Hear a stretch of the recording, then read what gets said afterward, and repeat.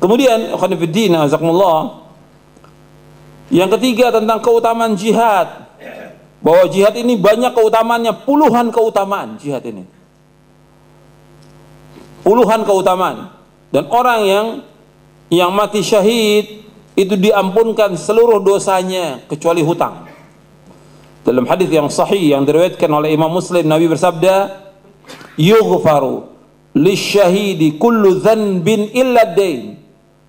Diampunkan dosa orang yang mati syahid kecuali hutang. Jadi kalau hutang, dia harus bayar hutangnya. Hadis ini sahih riwayat Muslim. Bahkan Nabi SAW tidak mau mensalatkan jenazah yang dia masih menanggung hutang.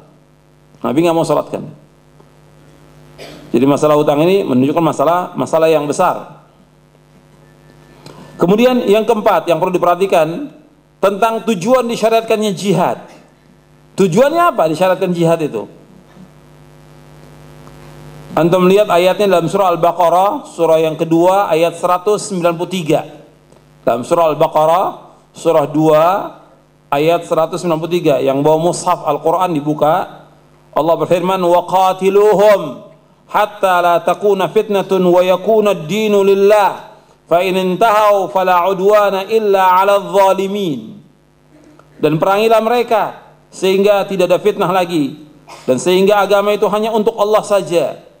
Jika mereka berhenti dari memusuhi kamu, maka tidak ada permusuhan lagi kecuali terhadap orang-orang yang zalim. Surah Al-Baqarah ayat 193. Dijelaskan oleh Imamul Mufassirin Ibnu Jarir At-Tabari rahimahullah yang wafat tahun 310 Hijriah. Kata beliau, perangilah mereka sehingga tidak terjadi lagi kesyirikan kepada Allah. Tidak ada penyembahan berhala, tidak ada lagi kemusyrikan, tidak ada lagi ilah-ilah yang lain, sehingga ibadah dan ketaatan hanya kepada Allah saja. Ini dalam tafsir At-Tabari. Jadi menunjukkan tujuan jihad yaitu agar tidak ada lagi kesyirikan di muka bumi, hatta la takuna fitnatun wa yakuna ad-dinu lillah. Fitnah yang dimaksud dalam ayat ini yaitu asyirk wal kufur. Yang dimaksud dengan fitnah di sini yaitu asyirk wal kufur. Seperti yang disebutkan dalam ayat yang lain, wal fitnatu asyaddu minal qatl, dan fitnah itu lebih besar daripada pembunuhan. Maksudnya fitnah di situ asyirk wal kufur, kesyirikan dan kekufuran. Jadi tujuan dari jihad itu agar tidak ada lagi kesyirikan di muka bumi. Yang ada difahami oleh sebagian orang, dan ini pemahaman yang salah dan fatal, yaitu dia mengatakan bahwa jihad itu yang penting ada orang kafir terbunuh. Makanya mereka menggunakan berbagai cara dengan apa? Dengan bom bunuh diri atau membunuh orang kafir. Tujuan jihad bukan itu. Tujuan jihad agar agama ini tegak, agama ini betul-betul mulia, tidak ada lagi kesyirikan, tidak ada lagi penyembahan kepada selain Allah. Itu tujuan dari jihad. Karena itu Rasulullah SAW ketika akan berperang melawan orang-orang kafir, Rasul dakwahkan mereka agar masuk ke dalam Islam. Kalau mereka tidak mau, disuruh untuk bayar jizyah, pajak. Kalau mereka tidak mau, diperangi. Tujuannya apa pemerangan itu? Bukan sekedar pertumpahan darah, bukan. Tapi tujuannya agar agama Islam ini tegak. Seluruh manusia beribadah hanya kepada Allah, kembali kepada tujuan diciptakannya jin dan manusia, wa ma khalaqtul jinna wal insa illa liya'budun, agar beribadah kepada Allah saja dan tidak kepada yang lainnya. Tujuan daripada jihad. Karena itu dijelaskan oleh Syekh Abdurrahman bin Nasir As-Sa'di di dalam tafsirnya Taisir Karim Rahman fi Tafsir Kalamil Mannan. Kata beliau begini, maksud dan tujuan dari perang di jalan Allah, maksud dan tujuan dari jihad di jalan Allah bukan sekedar menumpahkan darah orang kafir dan mengambil harta mereka, bukan. Akan tetapi tujuan dari jihad agar agama Islam ini tegak, karena Allah di atas seluruh agama, dan menghilangkan semua bentuk kemusyrikan yang menghalangi tegaknya agama ini. Ini yang dimaksud dengan jihad. Agar hilang segala macam bentuk fitnah. Maksud fitnah di sini yaitu syirik, wa qatiluhum hatta la takuna fitnatun wa yakuna ad-dinu lillah. Adalah kamu perangi orang-orang musyrik sehingga tidak terjadi lagi kesyirikan dan agama tegak semata-mata karena Allah Subhanahu wa taala. Apabila fitnah atau kesyirikan sudah hilang, tercapailah maksud tersebut, maka tidak ada lagi pembunuhan dan tidak ada lagi perang. Tidak lagi pembunuhan, tidak lagi perang. Jadi yang dimaksud dengan fitnah yaitu adalah syirik. Jadi jihad disyariatkan agar agama Allah tegak di muka bumi. Karena itu sebelum dimulai peperangan diperintahkan untuk berdakwah kepada orang-orang kafir agar mereka masuk ke dalam Islam.